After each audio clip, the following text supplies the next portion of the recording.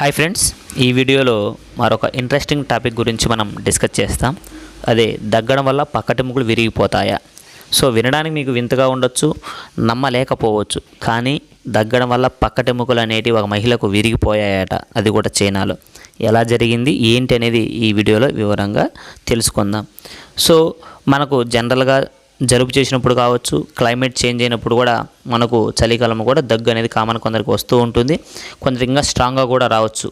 అయితే ఈ దగ్గు రావడం వల్ల పక్కడెముకలు విరిగిపోతాయా అనేది కొంచెం వింతగా ఉండొచ్చు.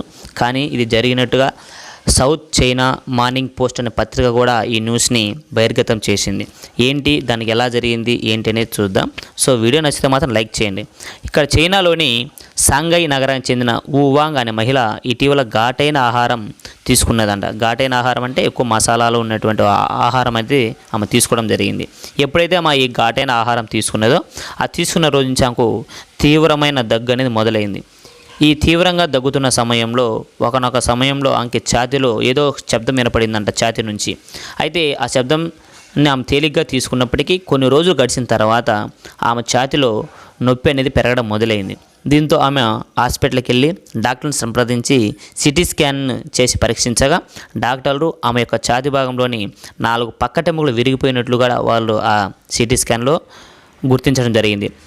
ఇలా సిటీ స్కాన్లో ఆ 4 పక్కటెముకలు విరిగిపోయాయని సౌత్ చైనా మార్నింగ్ పోస్ట్ అనే పత్రిక కూడా వెల్లడించింది. అయితే ఇలా పక్కటెముకలు విరిగిపోవడానికి పలు కారణాలు కూడా వైద్యులు పేర్కొనడం జరిగింది.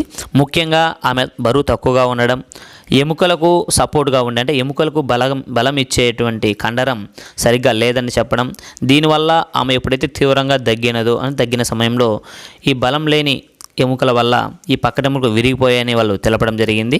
సో ఈ విధంగా ఆ మహిళకు ఈ ఘాటైన ఆహారం తీసుకొని తీవ్రంగా దగ్గడం వల్ల పక్కటెముకలు విరిగిపోయాయని డాక్టర్స్ కూడా గుర్తించడం జరిగింది. కాబట్టి బలహీనంగా ఉన్నవారికి తీవ్రమైన దగ్గుతో ఈ పక్కటెముకలు కూడా విరిగిపోతాయనేది ఒక వింతని అనుకోకూడదు. ఇది కూడా నిజం.